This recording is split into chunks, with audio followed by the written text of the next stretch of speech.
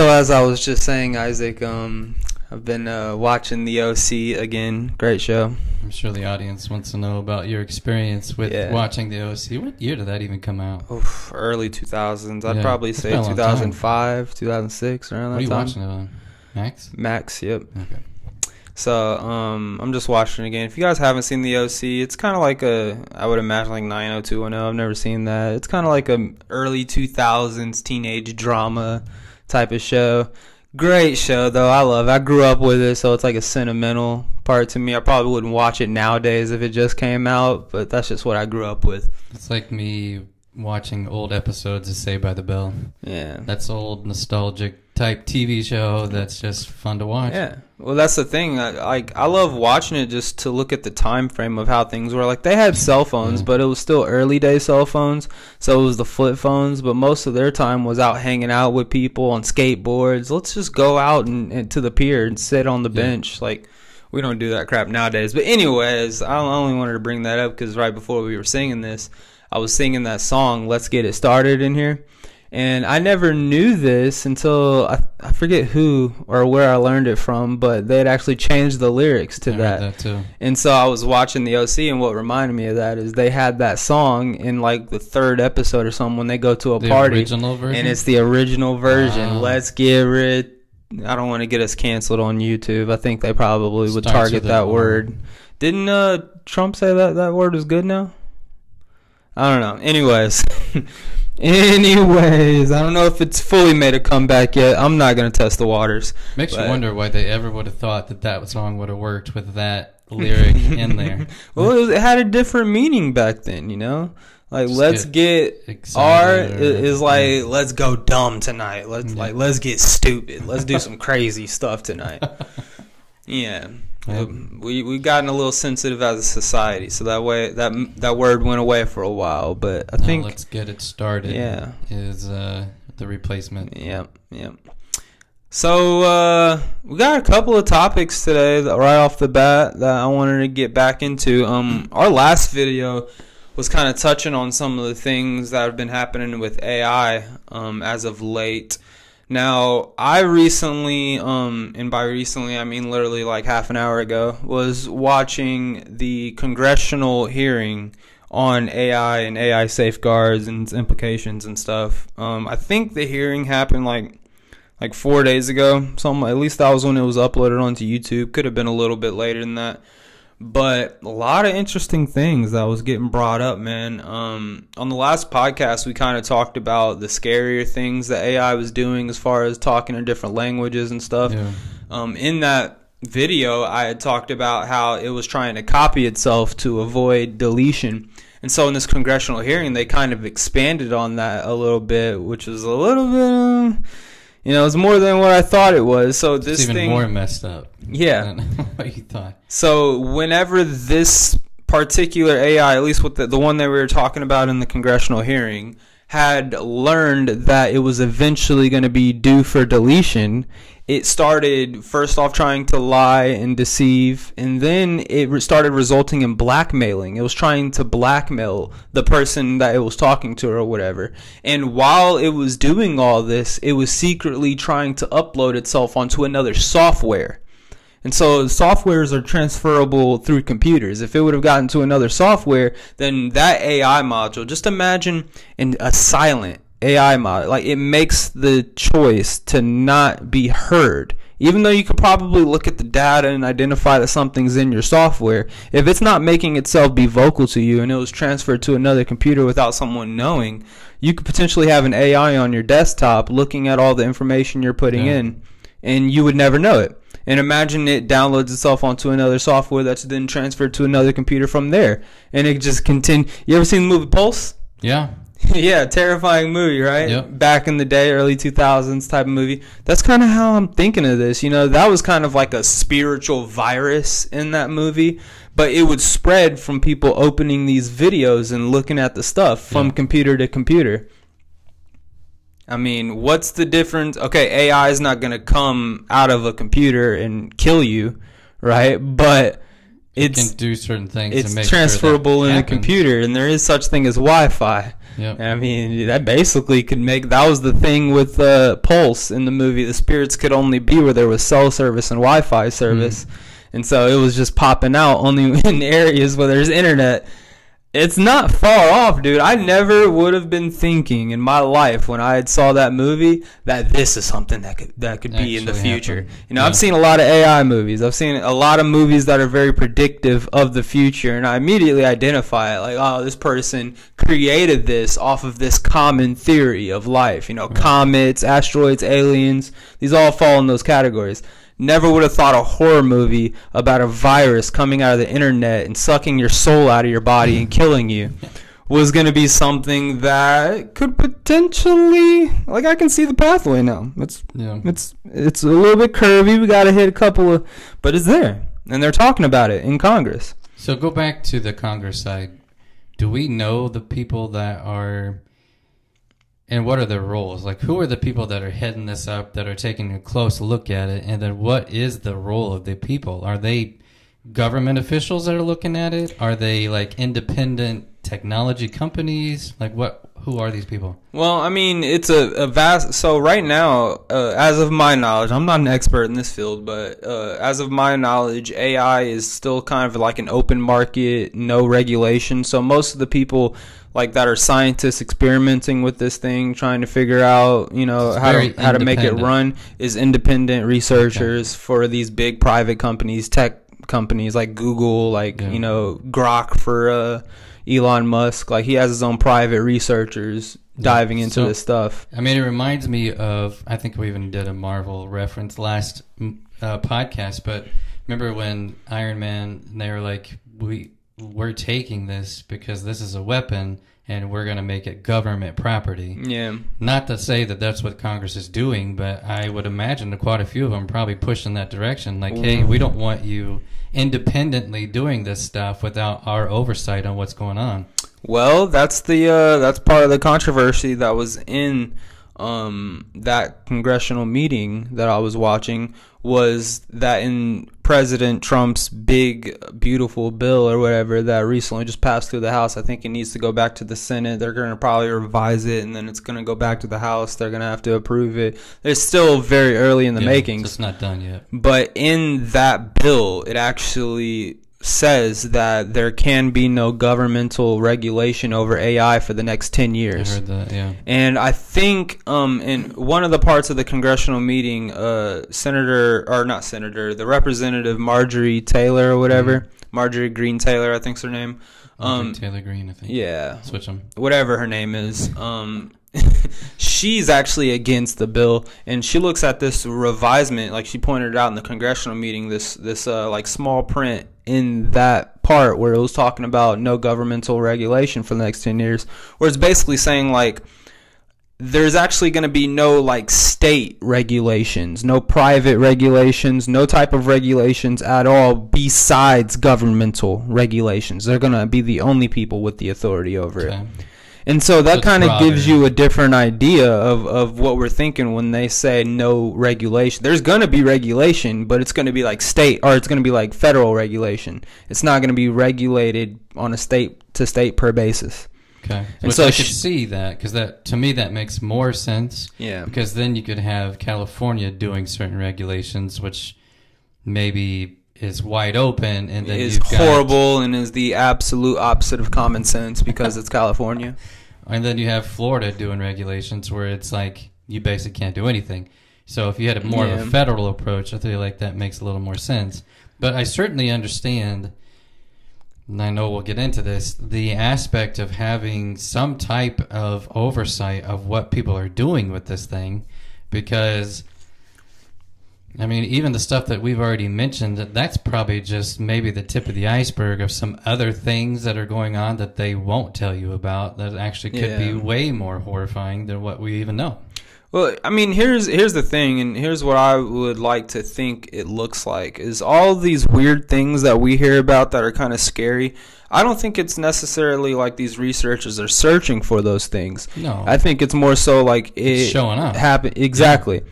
And the primary focus of what we've been looking at as far as AI is concerned is what its capabilities are. And we've been like kind of looking at that light at the end of the tunnel, but ignoring the darkness around the rim to get to the end of the tunnel. Yeah. And that's my analysis on what it sounded like's happening with AI. There's a lot of these warning signs that were like, well, the cancer research that's going to be coming out, it's going to be amazing. Right. And I mean, they're talking about another big point in the congressional meeting was talking about using AI in the government and replacing a lot of governmental jobs with things that AI can do. And one of the biggest things is basically checking in on fraud, checking in on, you know, you lying about certain things when applying for different governmental benefits. Yeah. And so a lot of the Democrats that were in this congressional meeting, obviously every single time they speak, they have to bring up Trump, they have to bring up Elon, they have to bring up all of the outside noise that happens on the media and stuff like that. And they continue to sow in fear and sow in like distrust with certain, which I somewhat am supportive of in AI. Yeah. And so one of the things they talk about is how, you know, like to start with is AI using AI as fraud to be able to eliminate people whose jobs aren't being efficient for the company, and you know it's actually costing them money instead of making them money. Yeah. And so a lot of the Democrats brought up something that happened in like Michigan where a lot of people got laid off using an AI system, but the AI system actually got it wrong, I guess. And so I don't know, but ultimately, they want to use AI to check on, like, the example the dude used in Congress was basically like you would just give AI your passwords to your bank. You'd give them, like, your password to your Venmo, your Cash App, and all of that stuff if you're applying for benefits. Because you're going to have to, like, report taxes and income anyways. Yeah. That's the whole point of it.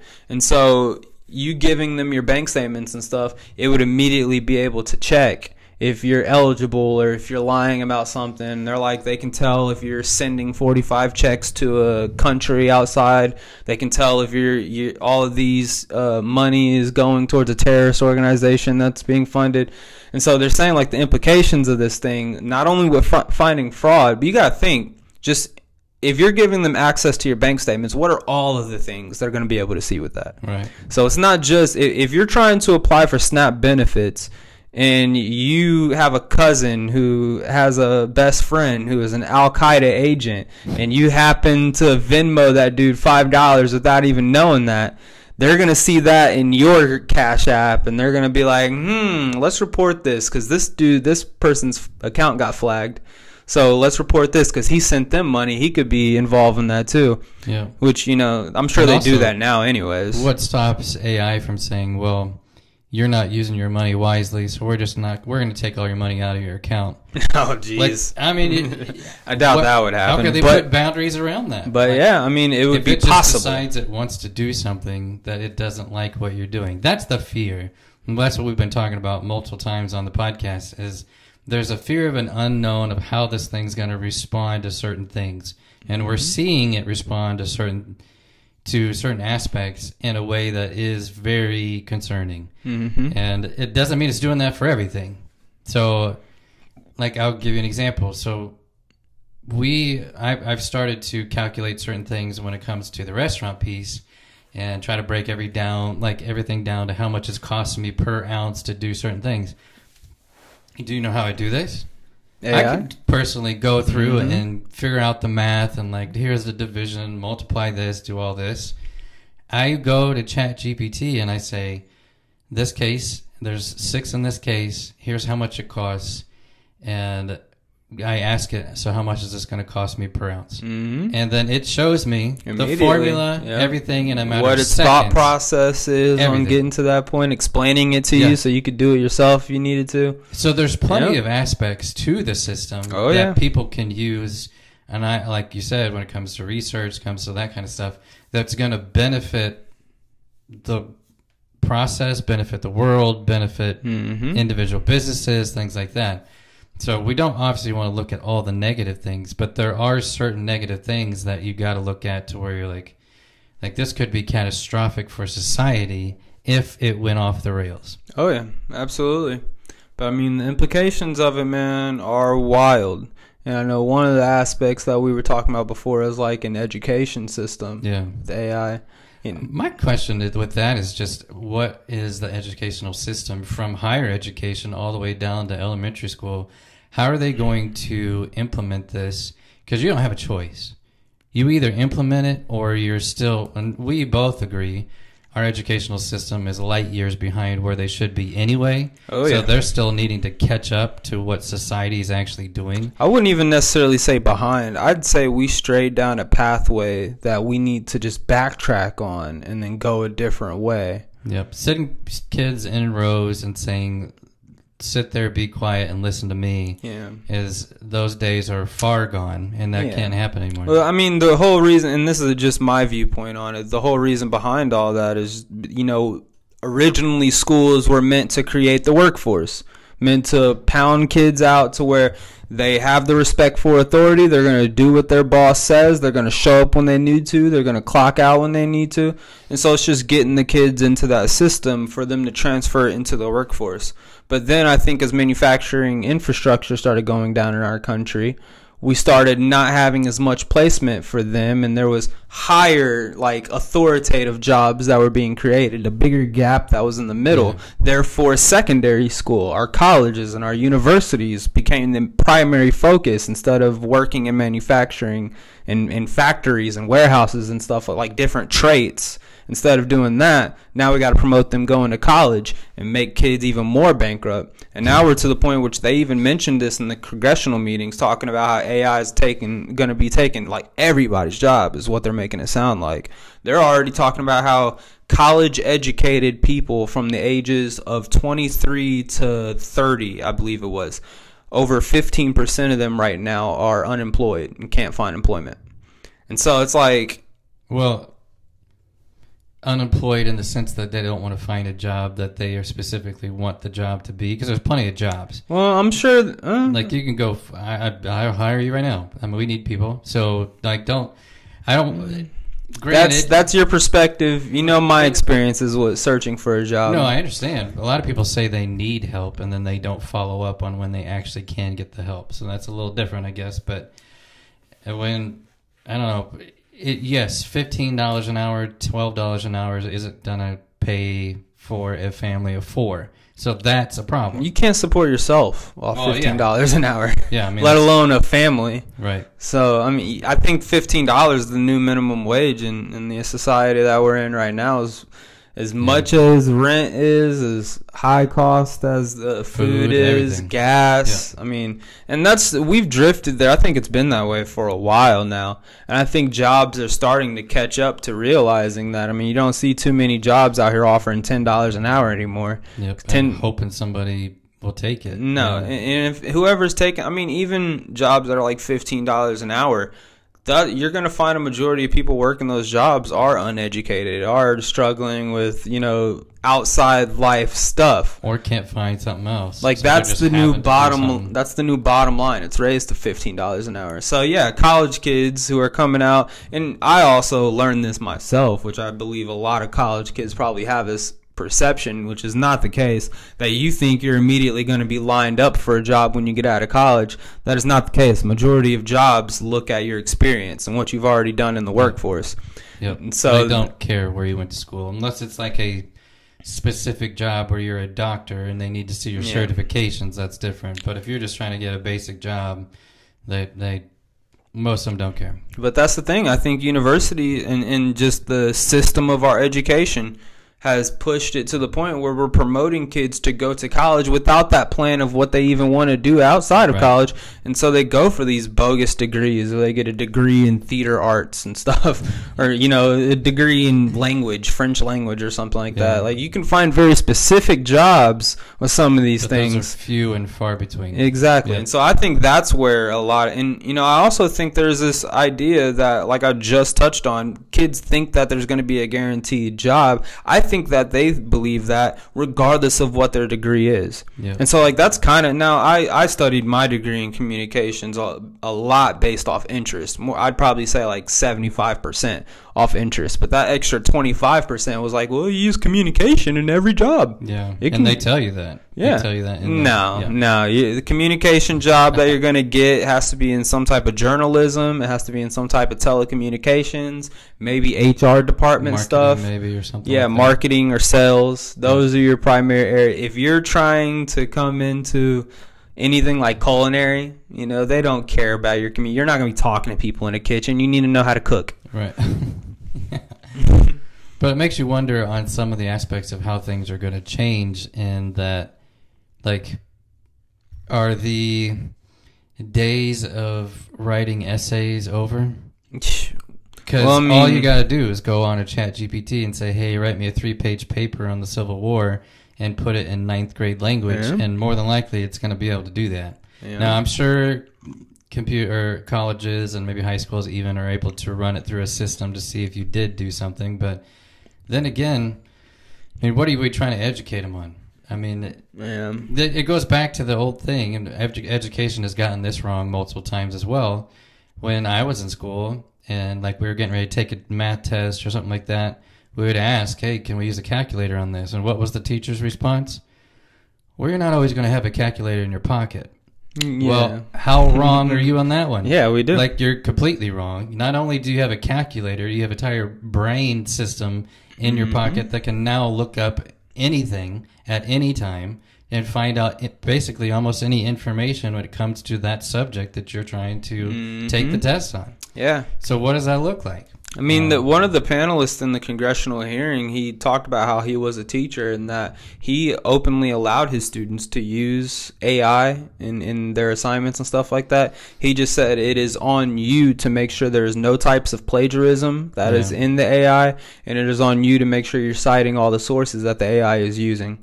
And so he's like, he viewed the way that dude was explaining it, and he's like, this is what we're going to have to come to, because it's the same thing as cell phones. Like, you can only restrict it and regulate it for so long before you have not a chance left to be able to restrict and regulate it. It's going to be everywhere. And so what he's saying is we have to stop looking at this as like a handicap and start looking at it as a tool.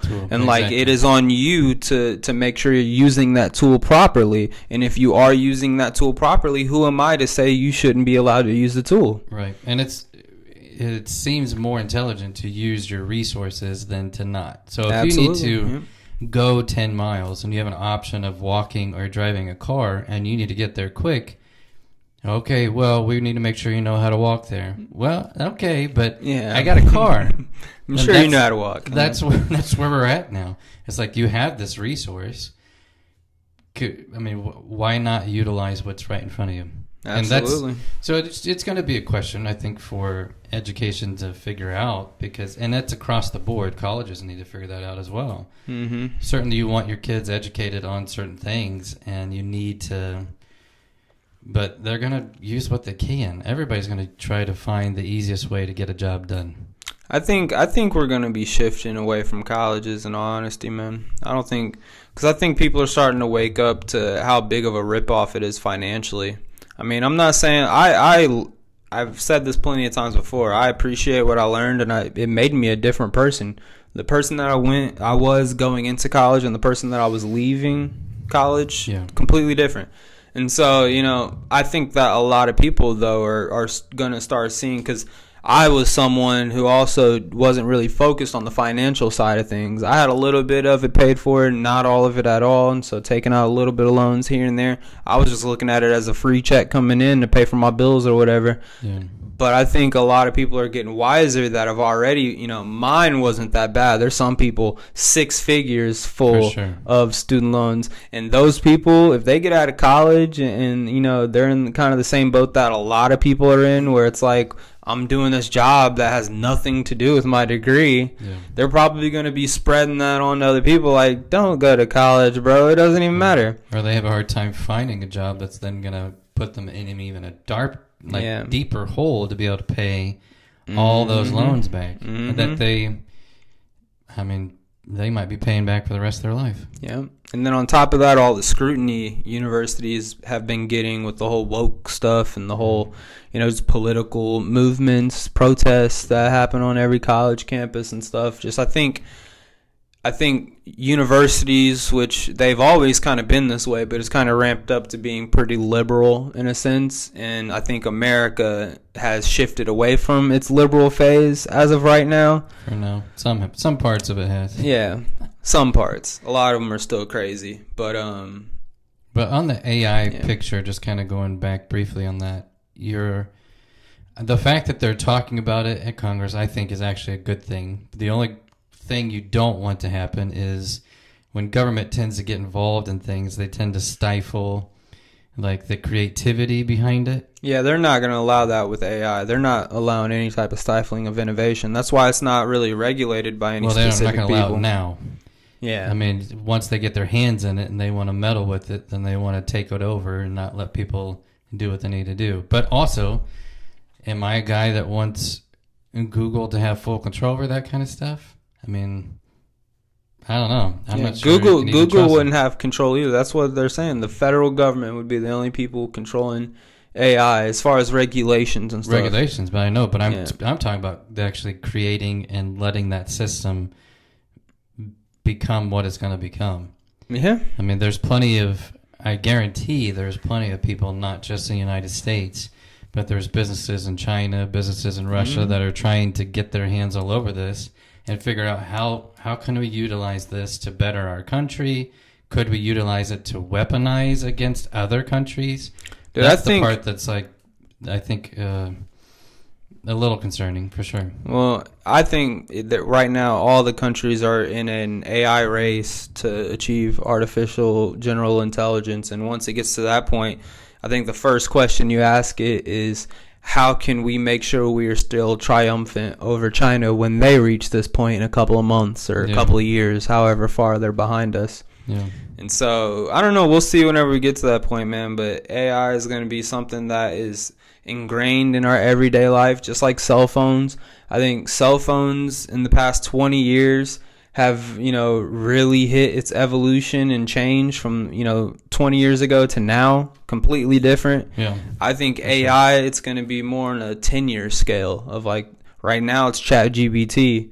It's going to be Tesla robots flying to your front door with your pizza order here in 5 years. Yep. I think we're going to be looking at a very interesting world, my friend. Yes, I agree. And most of it I'm excited about, but there is those pieces where I'm like, oh man, if this was to happen, the entire world would look completely different, and probably not in a good way. Well, from what they're making it sound like right now, man, it's already going to look different in our everyday lives with all the jobs it's going to be taken. They're going to have to give us universal basic income. Because like what they were talking about on the panel was like, can you predict what AI is going to be like in a year, 2 years, 5 years from now? They're like, absolutely not a chance. They're like, every second it's advancing more than what we thought it was going to be. And it's very substantial. Yeah, Rogan said that the other day when he was talking to Musk about it. And Musk basically said every day they're surprised by something. Something comes out that shocks them of like, wow, we didn't know it could do this, or we didn't know it was going to go this direction. Yep. And so I think, man, with that, and then they were talking about how are we going to be supplying this energy. We're going to have to become a multi-energy faceted country where we have like coal power and nuclear power. One huge thing they were talking about was fusion power. And so we're going to be having all these plants popping up and these rich billionaires buying all this energy up to supply it. And once we get all the energy down packed, then it's just pure innovation from there. It's like we're building up the fuel for the rocket to leave Earth right now. That's where we're at with AI. We're building up the fuel. The pilots are getting ready. They're learning right now. The pilots are in the classroom learning about their journey, their destiny, how much oxygen, how much food. And then they're going to blast off this Earth on their way to Mars. And on that rocket ship, whenever all the fire and the clouds burst out from underneath, that's going to be the entire world when they nuke us and they leave us to go to a different galaxy. They're going to, and they just fly off in the distance. We told you. I mean, go see Mission Impossible, the new one, because that's literally what they were fighting, was an AI system getting into every major country that has nukes and taking it over, and then the plan was to launch all of them. Save itself, but launch all of them because we weren't good people.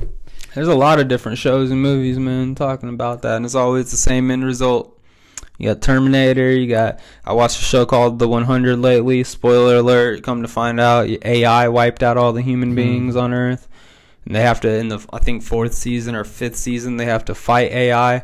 And AI basically controls these two people in the very beginning. And he helps this dude discover all of its chips. And basically, he makes people eat this chip. And if they eat the chip, it goes to the back of their brain. And AI is not connected to the brainstem. And they lose complete will of what they're able to do.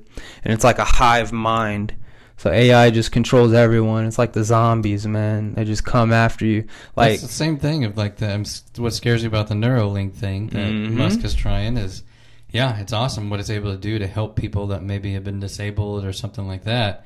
Or to let them see again, like those kind of things. It's amazing. Yeah. But what happens if something gets into that chip that then says, well, I'm going to take control?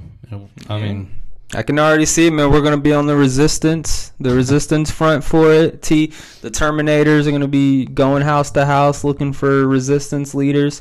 One of them's going to see us. We're going to take it down. But if one of us sees it, all of us sees it. So as we kill it and we're running out the back, we're 2 miles away, and there's an army of robots just sprinting towards us, T9 style. You ever seen the Terminator 2, the one that the metal thing, whenever he's on the road, just... All right. We're getting off the rails here. A little bit, yeah. Let's go into our next topic here. Speaking of education system, I kind of want to start off. There's a bunch of riots happening in California right now, and I don't know. I wasn't really following much of it in the very beginning of it, so a lot of what I've watched has been like after the fact of what has happened and stuff. But I have seen a lot of reports that during the time frame of the beginning of the riots, ICE raids had came into play and were taking a lot of people from immigration control and about to deport them, I guess. And there was one instance that I saw on World Star where it was an elementary school graduation, and ICE came into the graduation with all these kids in robes and stuff and their families watching. And complete chaos broke out. All these people started running from ICE because there's a lot of illegal immigrants in the crowd. And like 15 people got arrested in front of their parents or in front of the kids. They're saying kids are crying left and right and going to their teachers and stuff. And so that happens in LA, and then riots happen in LA. And so it got to the point where, depending on which news station you're watching, they were peaceful protests at first. I haven't seen peaceful. Yeah. Well, maybe at first. Supposedly, they were peaceful at first, and then the National Guard got deployed to protect ICE agents because, he's very strong, and the border czar, Harmon or whatever, they're very strong on protecting the police and stuff like that, protecting ICE agents, especially in these troubling times where they're all on a job constantly, it sounds like. And so he deploys the National Guard, and then all of these congressional people of California have completely gone bat crazy in saying that he escalated it to the point where it's at now by deploying the National Guard. And so by him sending in the military, it has now turned into actual riots where people are setting all these electrical cars on fire. Police are driving through the streets and their cars are getting bombarded with objects. A lot of I think they interviewed one person that was saying they'd put a cement block in a backpack and bash it up using hammers and stuff like that, and then hand out rocks for people to throw at police cars and at police. I think they've said that some police have been injured left and right here and there. Yeah. So a lot of chaos happening. I think it's been happening for at least a couple of days now, 2 or 3 days, where people are just out in the streets, and the police have deployed a lot of non-lethals in trying to get them out, and they're trying to push them off certain streets, trying to keep them away from congressional buildings and the ICE deportation centers and stuff like that, trying to keep the protesters away from there. But yeah, I saw a video where a news reporter was out there reporting on it, and she got shot in the leg. Saw that. Was it like a rubber bullet? Yeah, it was a rubber bullet. Yeah. Another reporter said that he got flashbanged by him. And so them police ain't playing out there, man. Donald Trump ain't playing. He sent the National Guard out. They got a lot of people out in those streets right now. And California streets are a nut house. They're full of a lot of people who just do not care. I saw a video of this dude who was just standing there, and he had 2 rocks in his hand, and he was like leaning up against a pole, like was on his butt or whatever. And so he was just banging the rocks behind him or whatever, right in front of a squad of police, and they just kept shooting him with the rubber bullets. And he just stood there, like not phased. Just shot him, like in the video I saw, like 3 or 4 times, and he just didn't do anything. He was shirtless. He just didn't do anything. I'm like, bro, you're dealing with actual psychopaths out in California. With all these chaos, I feel like, I don't want to take anything away from the movement. People have a right to protest, for one. I don't support violent protests at all. But just if you're thinking in terms of the movement and your passion for that movement and your right to go out there and express that passion, I 100% agree with that. But in this case of it being California and the circumstances and the ICE raids and how so many people have been against this administration, obviously this is a non-factual, not founded data here, but I would probably say like 70% of the people out in the California streets right now, and that's a generous number, 70% are actually out there for the movement. There's another 30% of people who are just psychopaths who just want to cause chaos, express any type of disupport, I guess, non-support of this administration, just create chaos. Yep. There's so much to say. Yeah. And I want to be careful about what I say. Let me start with this. And I just saw it the other day. Somebody posted it and basically showed President Obama outlining almost the exact same plan that Trump is putting together right now when he was president. As far as what? Like as far as if you come into this country, the immigration, and you're illegal, you will be deported. Yeah. We're going to be like that was one of his major policies with immigration. He didn't really push it like that though, right? Like Trump is. No, and I understand, but that's like a guy that everybody kind of worshipped and said he was like the king of all kings here is saying the exact same stuff. But since Trump's putting it into play and actually saying, hey, this is what we're going to do, suddenly he's the evil one when it's been the same story for a long time. Hillary Clinton supported it. Joe Biden supported it. All these people that they looked up to, I say they, but people that are now, I think, protesting. Yeah. These were all people they looked at. I would also like to point out, though, that a lot of the people who are probably involved in these protests or who are super passionate about this, you got to remember, man, the last administration let in a lot of people. And I think a lot of those people weren't here during those Obama years when he was saying all of that stuff. There are just basic fact of this, I think a lot of people would agree with. There are a lot more people out in the streets willing to protest these things than there were in the last. No, I agree. Here's the only thing I'll say though, and again, it's a post I saw, and I was like, actually, that it's just weird to me. I'm not saying I necessarily throw anything against them or anything like that, but the protesters, there's certain protesters that are out there, and they're out flying the flags of different countries. Or setting American flags on fire. They're setting the flag on fire of a country they want to stay in, and then they're flying the flag of a country they don't want to go back to. What are you... I don't understand what the protest is actually for then. If you're just wanting to be... Like, if that country you're very proud to fly the flag of is great, but you don't want to go back there, why are you flying that flag? I mean, I know that's a tough topic, and I know that's going to sting some people that may be watching, but it's a bizarre set of mindset in me to think like, because I even thought, and this is just me, but if I lived, let's say I moved to Japan, and it's July 4th, am I going to go out and celebrate the 4th of July in America when I'm in Japan? Am I flying a flag? Am I shooting off fireworks? I'm probably not going to do that because I'm not there. You could do it. The thing is, they would look at you like, well, first off, are fireworks even sold out there for one? I don't know about that. But if you were like flying an American flag, playing some country, Patriot red, music, white, and blue, You know, if you're grilling out, making a couple hamburgers and hot dogs, if you can find them at a Japanese market out there, I'm sure the neighbors would just look at you like, oh, what's going on out there?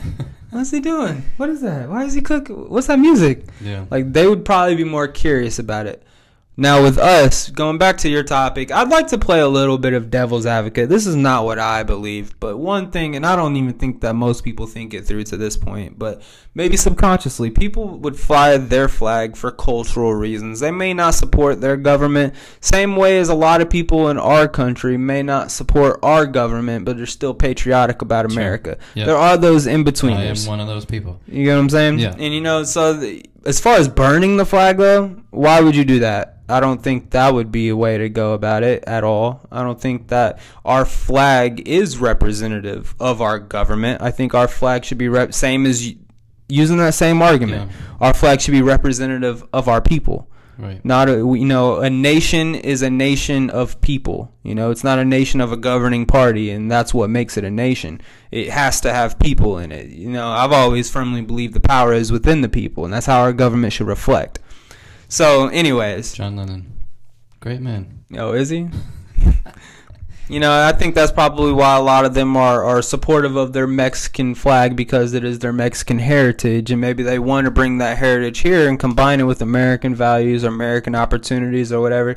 If you are one of these people out here flat out saying you hate America and you want to bring Mexico to America, then you are here for the wrong reasons. You know, I don't support that. But if you were saying that you want to bring all of the good of Mexico to come and be infused with all of the good of America while acknowledging there is bad in both, then that's the immigration that we want in this country. Right. And I agree with that. And again, we've talked about this on the podcast. I certainly put myself, or at least try to put myself, in the shoes of other people. If I was at a country that I did not feel like my family was safe, or I couldn't find a job, or barely making it by, like, there's murders, there's all kinds of stuff, and I feel like I can go somewhere else to feel safe, feel like I have opportunity. I understand. Like, I completely understand that, and I know the perspective of, like, I feel like I understand the perspective of where they're coming from. So it's such a middle ground. I felt like the administration did say at the very beginning they were going to be going after the hardened criminals and people that had a record, and it turns out that is certainly not the case. That they're it's across the board. Now, in their minds, yes, if you cross the border, you're considered a criminal, but if you just cross the border but you have no status whatsoever and you've done nothing here that's ever going to cause a problem. I feel like you should be saved for last. Yeah, or something, or give you an opportunity. Like, if you're contributing to society and you've not caused problems here, why not give them an opportunity to be able to be here? To be fair on a couple of points here, at the very beginning, whenever they did say that they were going towards violent criminals of immigration and stuff, he did also mention, and if we find other people who aren't violent criminals who are still legal, we're taking them too. Yeah. Like, we're taking everybody. Now, with that being said, it does seem like it's not really very targeted toward. It's really just targeted towards anybody that's illegal, more than, you know, focusing on illegal criminals that were violent. But with that point, what was my second point that I was gonna go towards? I forget what the other point that I was gonna be saying as far as immigration. What was the last thing that you said? Do you remember? Nope. Rewind. Play it again. Well, regardless, man, I think that, you know, the immigration policy, and that's another thing that he's kind of touched on, was the whole taking the whole family thing, like getting rid of birth citizenship. It's kind of to prevent, like, what's the heart of that story that made you feel bad the most? It was at a child's graduation, and the adult is getting taken while the child is not getting taken. It is the basic idea of family separation that makes a lot of people cringe whenever it comes to immigration policies. Yeah. But that's part of the whole thing of why he's trying to get rid of the birthright citizenship, so he can take the entire family out of here. There is no separation, and I'm not saying that's going to make the picture any prettier. It's still going to be ugly pictures regardless. but you're taking the kid. It's not a separate. Am I ever going to see my father again? Like, that was one of the headlines for it. Yeah. You know, but yeah. the argument for that, though, and it's a good argument, if you're a citizen of the United States, okay, and you get pulled over with a DUI and your kids are in the back, they're not arresting your kids. They're taking you, and your kids are now going somewhere else. Yeah. So that's just part of the process. That's not necessarily that you're separating families. In their mind, you broke a law, you're being taken, and now your kids are subject to the government and wherever they place them. Yeah, comparable. If you got pulled over with a DUI, you had a couple of kids in the back, you'd probably definitely be investigated by CPS. You'd probably be on probationary standings with them. I doubt it would be a situation where your kids are going to be the distance of another country away from you. Yeah. And, you know, so it's a little bit different. It's different, yes, but I'm just saying the principle, it would be the same. Yeah, basically the idea, correct me if I'm wrong, is like you're kind of forfeiting the rights of you being with your kids when you are deciding to break the law. Correct. And so, and then that situation is expressed in a lot of different areas when it comes to our law. You know, actions have consequences, and if you do something that our government deems to be unacceptable, then you are at the will of the government in answering to those consequences. That's how it works. That's called justice system. And so, I don't know. At the same time, if I came over here and, like you said, I was looking for a better life and I was an immigrant in the United States and I knew that they was looking for me, if I was caught out here in these streets, I was going on a plane, I'd probably be out there in LA rioting too. Anything I can to stay in this country. I don't think I'd be rioting. I don't know how that helps your cause. I feel like that just raises the alarm even more. You gotta do it. You gotta go out kicking and screaming. That's what this is. You gotta, whatever you can do, because you can't, other than destroying a city, I mean, what else? There is nothing you can do regardless. It's the police. But if you can get 1,000 knuckleheads on your side, you know, 1,000 people, maybe 800, 900 of them people actually are passionate about the cause, another 100 just want to beat up a cop. Come along, man. Now there's 800 of us. You know, you can't ignore 800 voices, right? No, they're going to ignore those voices. Yep. You hate seeing any of this stuff, to be honest. You just want... Absolutely. There's so many really good people out there. Am I bad for saying, though, that I really don't care since it's California? No, but the problem with that is then most likely it's going to trigger other places. It'll go other... I mean, we saw it here when the Black Lives Matter movement happened. Yeah, but that was different. It was different, but it did happen all over the place. It happened here in one spot. Absolutely. And then it started... Yeah. And it even happened overseas. But that was a movement that was like... I don't know. I feel like that was a little bit different. You know, that was a specific man getting murdered. His story, very relatable to certain people, especially people of color. And don't get me wrong, I'm sure ICE raids are very, you know, relatable as well. But, like, even the white people on the farthest side of that George Floyd thing that happened were like, well, it's bad that he died, yes. Maybe the cop didn't deserve yada yada. I don't care what you think about the whole thing, but there's people even on the far side that can acknowledge someone died and that's a sad situation. You know, at least most intelligent and people. All I have to say, I was just saying that what could happen is that then you start seeing it everywhere. Yeah. If they see some effectiveness over in California, and possibly it can happen here. Yeah. Possibly. Or wherever. Possibly. You know, I wouldn't put it past people. People are crazy nowadays. And just like how there's 800 people in California and then there's 200 people that just want to cause havoc, I bet there's a lot of places where maybe there's only 300 people, but there's 50 other people who just want to cause havoc. Chaos. Yeah. You know, go to New York. You know, I wouldn't be surprised if New York was next on the list. If some ICE raid happened, people wanted to start stepping up. New York's crazy too. Yep. Yeah, so I think before we get out of here, man, we got to touch on another topic here. The playoffs are happening. Yeah. What a transition. Yep. From riots to basketball. Yep. Last topic that we have to cover, man, because the Indiana Pacers last game didn't look too good, but it's about what I expected at least. There's a huge. Yeah.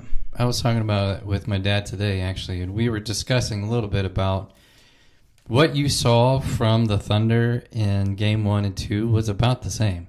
There really wasn't much different. They played very aggressive. They were very in their face on the defensive side. Yeah. They were pretty aggressive on the offensive side. I felt like they hit a lot more shots than what they did the first game. They were just... Yeah.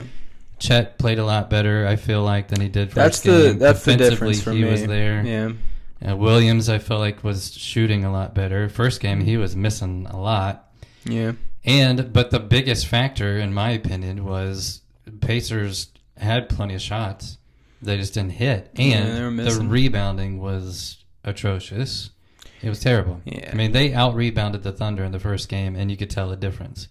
This second game, yeah, I mean, sometimes the Thunder would have 4 or 5 offensive rebounds and score. You can't do that and expect to win a game. Yeah, so I mean, in that second game, it's because they didn't go to that small lineup that they went to in the first game. They kept Chet in with Hardenstein. A lot of times, in the first game, it seemed as if they were doing one or the other to try and match the speed of the Pacers. But in this game, they would have both of them out there, which allowed them to be a little bit more dominant on the glass. Obviously, Chet stepped up, and he was scoring a good amount of buckets. I think Shai Gilgeous-Alexander was really dominating, it wasn't because of his score. We saw his scoring in the first game, and it was great scoring. This game was like subconscious scoring. He was doing a lot better scoring, but also he was getting other people involved a lot better. Yeah. He was doing a better job of dishing the ball out and making the smart decisions, and then his teammates were hitting. Chet was hitting. Yeah. Williams was hitting. Dort. He had a lot of help, more help this game, but they were just a little bit more sharper. As for the Pacers, for one, you got to talk about Tyrese Halliburton. He hits the amazing shot at the end of the game. He doesn't do anything for the first 3 quarters, and he needs to really step it up offensively. He just has to be more assertive. It's not even the fact that he doesn't have the skill set. Right. It's like he's just deterred from doing it. He thinks that maybe there's obviously there's going to be better matchups whenever the best player on the other team's guarding you. So like Dort is a great player, but the NBA is the NBA, and it has been the same NBA where you can find the matchups that you want to have. If you're good at it, which every person in the NBA should be good enough to be able to run a play effectively. If you run a play effectively in the NBA, then you should be able to, in every circumstance, find a matchup that you like. And if you are a really good team, then you should be able to work your way towards a matchup with your star player on a matchup you like. And so I think the Pacers need to do a better job of game planning a little bit more around Halliburton, because it's almost as if, and Rick Carlisle's even come out and said, he allows Tyrese Halliburton to basically run the offense, call his own plays, do his own thing. But whenever he does that, Halliburton does a great job of getting other people their opportunities, and he's very passive with his own. I think Carlisle needs to step in and say, either I'm calling the plays or you call plays more for you. And you need to find mismatches. You need to get screens. You need to get off-ball screens. Do something to get more shots. I don't care if you make them. Don't care if you miss them. You need to be shooting the ball at least 10 times in a half. Yeah. You are the star player of this team. Pascal Siakam is great, and he does a great job of finding his shots even when he's not hitting them. He makes sure to get down the floor. He makes sure to find his opportunities. Tyrese Halliburton gets down the floor. If there's anybody else down the floor with him, he's making sure that they get their shot. Yeah. He needs to switch that up a little bit. So that's kind of my analysis with the Pacers. I also think for both teams, really, man, the Pacers, they're so used to a fast pace, but I don't think they're used to the defenses that are used to a fast pace. Yeah. And so that fast pace looks very sloppy because turnovers are being created on both sides. Yeah. So it's looking like very sloppy basketball, but it's just because they're facing teams who are capable of keeping up with that pace. Yeah. Both sides. Yeah. 2 things that just kind of stood out to me for sure. One is when you begin basketball, like at the very young age, one of the first things they teach you how to do is boxing out when that ball goes up. Yeah. Miles Turner, multiple times last game, just standing there watching. The guy gets right around him. He didn't put a body on anybody. And that's what creates that second chance, third chance, fourth chance, fifth chance. It's because you're not getting anybody out of that lane. I know they're big guys. I know they're tough, but he's got to play tough. Like he's got to play like he's a center, even though he likes playing on the perimeter. I understand. But if you're one of the tallest guys that we've got, you need to actually get a body on somebody and box them out. Mm-hmm. Siakam did the exact same thing. There's multiple times he's just standing there watching when that shot goes up. And when that person shoots that shot and you realize nobody's even going to touch him, he's just going to follow that ball. He's going to go right after him. So that's like a major, major adjustment that they got to do, which we've seen them do. Absolutely. We've seen it do. Yeah. So that's not even... Yep. Like, that's not hard for them. Again, you're taught that when you're 7. Yeah. So you just need to put that back into practice. I think that it just wasn't really a point of emphasis until this last game, because it was a point of emphasis in that Knicks series, because they had Josh Hart in every situation slicing in to get a board. They had Mitchell Robinson dominating the boards. Karl Anthony Towns getting 10 a game. You know, they were dominant on the boards, and I think the Pacers did a good job of really stepping up and trying to negate that as much as they could. I don't think they were too focused on that in this game, because I don't think they were too prepared for that double big lineup to be as aggressive as they were. Yeah. Well, they better be ready by Wednesday, because that's probably, they're not going to adjust. It just worked really well for them. Mm-hmm. I would say the second thing that I saw, and I think I understand why they're doing it, but what would happen on offense if they're not getting down like faster than the Thunder, and they're setting something up? What you saw from everybody is drive, pass out. Drive, pass out. That's their offense, yeah. And they're not getting the shots. There's a couple times they had the wide open shot, but a lot of times it's like they had something there, or try to draw the foul, or try to get some free throws. Go up if you can, but I think multiple times, and a lot of those things that they're throwing back out are not good passes. They're just like launching something up and hoping somebody catches the ball, and that's where a lot of those turnovers are being led to. Yeah. It's minor. I think it's very minor adjustments. And to think that, knowing the Pacers, they can make a 10, 15-point run in like less in minutes. Yeah. They can get right back into a game for sure. Well, that's kind of like the double-edged swords with their offense, man, is going back to what you're saying, the drive, pass out, drive, pass out, drive, pass out. It kind of gets repetitive, and eventually you're just either looking for that person to drive all the way to the bucket, get a layup, or for that next pass out to be a catch-and-shoot situation. Right. And I think it's kind of like if you do it effectively, it is hard to stop, because it's just free flow basketball. You're reading and reacting against the defense. So it is hard to stop, but at the same time, it's predictable. You only have one of two options. You're either going to shoot the ball right here, or you're going to pick a side and drive, and then we're back into our rotation defense, which is something that the Thunder do fantastic. Yeah, they're very good at rotation defense, because they have 5 people who can switch from any position. Yep. And so I tell my kids this all the time. I coach a basketball team, obviously, and I teach them a lot of plays. Now, I'm not saying at the basketball level of NBA, yes, you should have some motion plays. You should have a lot of plays. You can't run plays all the time, though. You absolutely can at the highest level. Us, though, I have freshman boys. We can definitely run plays a good majority of the time. And I have different things where you can work off different plays. I'm very particular in what I run. But my boys love to play free flow basketball as well. And I'm supportive of that as long as you are making the correct decisions. You are actually reading the defense, and you are making the smart decision coming off of that. But if you're only testing it 1-2 times and you're forcing up a shot, or you're getting down, this is NBA terms, if you're getting low in the shot clock, and you can't take one more drive, you have to throw up this shot, and so it's contested shots, and not a good shot, and Pacers are not making those contested shots. You have to be able to run sets effectively. I mean, look at the Warriors and what they would do with Steph Curry in terms of getting him open, and how he's one of the best players ever. Not because really, I mean, don't get me wrong, he's a great when it comes to his ball handling, his passing, his driving the lane, his off the dribble shot. But we're going to remember him a lot for what he was doing off the ball. All of the movement and screens he would take, and he would cut left, right, one more time, down the middle, and then back out, and you're out of breath when he's catching the ball. Yeah, Reggie was the same way. Exactly, and that is something that is important, your off-ball presence. If you are somebody that is standing there waiting for this dude to drive and just kick it to you, you don't have an off-ball presence. You're just standing there. You're predictable. Right. Defense knows where you're at. They're going to rotate to you. They're going to get there. So we need more movement. That's the first thing I want to touch on. The second thing I want to touch on, as far as my analysis as well, is SGA on offense. it seemed very. I saw it at least 3 or 4 times in the early goings of the game that kind of got him started.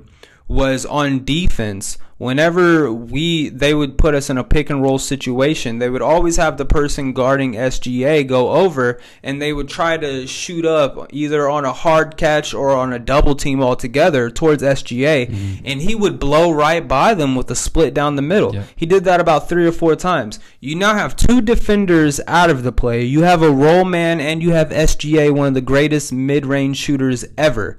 And then on top of that, when the help defense comes in, you're going to have corners on both sides. Yeah. And they were hitting that consistently. They immediately identified that we were doubling off of the on-ball screen, and they immediately knew SGA can get past that second defender to find an open person. And we didn't switch up anything. Yep. We have to either go under that screen and make him shoot 3-point shots, or we have to go over that screen and we have to drop that big and maybe bring over a rotation guy from the other side and start the rotate. I don't know. Yeah. Well, I don't have the answers. It's hard to stop him. I would tell you some of that was even happening even off the ball, off the pick. So it was like there was no pick, but yet our defenders are not moving their feet to be able to stop them from driving. And yet again, we have to have somebody come over and help.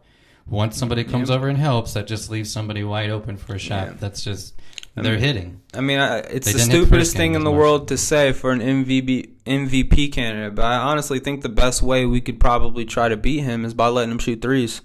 Try to not create the motions of the offense.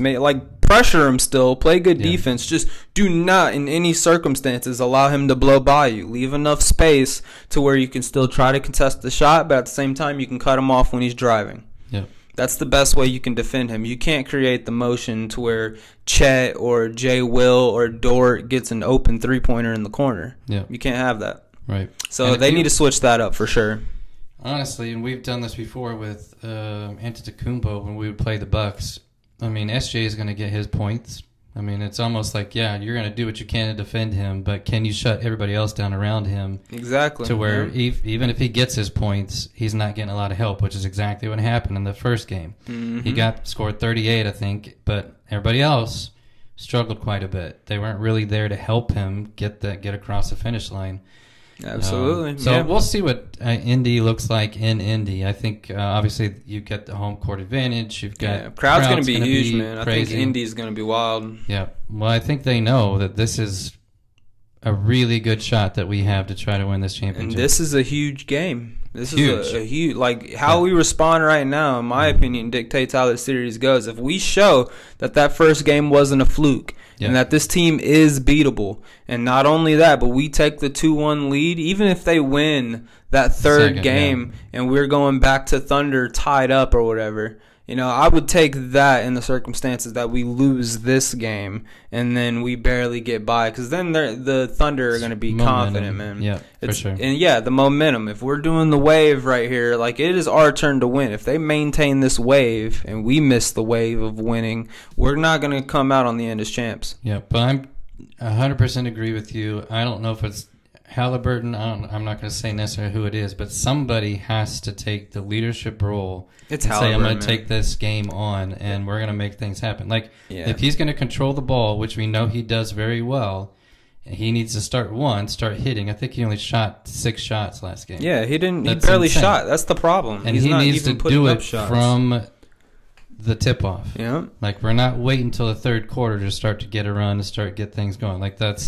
You can't wait for that to happen with this team. I mean, whenever they were talking about the Knicks, I really liked when they said a star player should be there for you to start the game and for you to end the game. In the middle, that's all the role players. That's all the supporting, the second man, the second best person in charge. They're all the middle. Right. But if you were the star player, you were there to start it off and you were there to finish it. Yeah. He has been finishing. He has not been starting it off. Pascal Siakam's been starting it off, and then he kind of flares out in the middle at some point. Yeah. And after that point, I mean, we're looking at Nembhard, we're looking at Neesmith, we're looking at, somebody please give me a stretch of 10, 15 points. Yep. That stretch of 10 to 15 points should really be Pascal Siakam, because he shouldn't be the one having to start it. It should be Halliburton. Right. So I think the Pacers, man, they're a young team. They still got a lot of development happening, but we certainly know they can win. Yeah. And there's not a doubt in our minds, and I think people are starting to figure it out. they're a great team and they can beat the Thunder and they can win the championship. But they got to figure a few things out because Thunder's not letting up one bit. I mean, their foot is on the pedal and they're going full force. I think for us to pull out on this series, man, not only does Halliburton have to do what he has to do, but I think Miles Turner, I mean, not only is it fitting, because, and I want your opinion on this. This is his last year on contract, so he's up for re-signing. If he re-signs, we're going to have to pay that man, but we really don't have a lot of salary space. So we're going to have to he's the only person right now that's not coming back. So if we can figure out a way for him to just take less money and still be under contract for us, maybe just another 1-year term or whatever, or 1-year contract. But anyways, I need Miles Turner to earn that money that he wants to get in the offseason with this finals run right here. And I will tell you, he has not done that the first 2 games. He's been very frustrating to watch. Very frustrating. I mean, he hasn't been horrible. Yeah. Because I've been watching him, and I think that if he's making his 3-point shots, it's cool. It's just like Karl Anthony Towns. It's just like that for any big man ever that plays basketball. If you're making your threes, cool. But when you start missing your three, everyone's like, why aren't you in the paint? You need to be in the paint, get boards. Yeah. I think that if Miles Turner can make that 3-point shot consistently, like a Joker, like an Embiid would do, like a Wembanyama can do, if he can make that 3-point shot consistently, and then he can secure the interior defense and secure rebounds, if he can do those things right there, and what that pans out, in my opinion, statistically, is like a solid 15 to 18 points. Nothing crazy. Right. Because you still have Pascal. You have a lot of scorers. He doesn't have to score 40. But you just need to contribute, and you should be on the high end of that contribution. And then I need at least 10 rebounds and a couple of blocks. If you can give me that consistently, 18, 10, and 2 night for the next 3 games, Pacers win. Yeah. I'm with you. Yeah. So let's see if he can get it done. Miles Turner, I know you're watching this, man. Yep. Get it done. And we need it for our parlays, so we need to make sure you're coming through. Yeah, my last parlay didn't stand a chance. Stand a chance. Yep, so we'll see. I would still encourage people who are still watching this podcast to make sure you're watching the games because, it's low. It's small market teams, but they're both fun teams to watch. Yeah, it's good basketball, man. So it's team basketball. It's not stars duking it out. I mean, ESPN's going to argue with that, but ESPN's stupid. I can't even stand even listening to most of their announcers. They're just terrible. Yeah. So I don't even listen to what they're saying because Stephen A. Smith will say, we should have had more star. No, what you need is this kind of basketball. They should have beat them. It's not like they weren't all in the playoffs. They all lost. Yep. And this is the kind of basketball that should be basketball. Yeah, exactly. This is full team basketball. The better teams come out on top. That's what the playoffs are for. That's what the championship is for. It crowns the best team that year. And not a team in the playoffs got cheated. There's none of that happened. It wasn't like some bad call. Has nothing on that. The better teams won, and now they're playing each other in the championship. Yeah, and the way I would argue it, man, is both teams have a starting 5 that are all 5 stars. Yep, that's basically how it is. Yep. Especially when you look at the Thunder, man, their squad looks crazy. This is a revolutionary team. Mm-hmm. It might be an era. If they get past the Pacers, man, I think we're entering the Thunder era because I think they'll be back next year. They're only getting better. Yep. Pacers, Pascal is just getting older. Miles Turner might be out the door. We're going to have some spots to fill in. Maybe we get back to the Eastern Conference. We're not going to be not good anymore, but I did read that, or at least I thought I did, that they are in talks with Turner for re-signing him. Yeah. But I don't know to what capacity. Obviously, he's going to want major money, probably. Yeah. So I don't know if they're going to be willing to give him that. I just like to remind people that someone named Giannis Antetokounmpo is going to be a free agent. I don't want him. I don't like him. All I'm saying is... Great basketball player, but I don't like him. You had him at center. He can definitely guard center. He can definitely rebound center. He's a little bit skinny, but he's 6'11". He's big. He's like he can 100% play center. I've seen him in person. He is... like Superman. Now imagine our fast offense with him at the 5 spot, and then Pascal and all the fast guards up. That'd be crazy. Yeah. We're not getting him. Don't worry about that one. I'm sure the Lakers will throw him a fat check, and that's where he's gonna end up. Somebody like that. Oakland maybe. Yeah, who knows? All right, you got any last moments, last words? Nope. Thanks for joining us. Yep. If you watched to this point, you the real MVP. Go ahead and make a comment. We'll give you a shout out next episode. We'll send you some apparel. Yeah. Give me your Cash App. I'll throw you a little cheddar on top of that. We can. Nobody's gonna do it. You're pretty confident. Nobody's still watching. Yeah, I'm pretty confident. All right, man. That's all. Let's get up out of here. See ya. Peace out.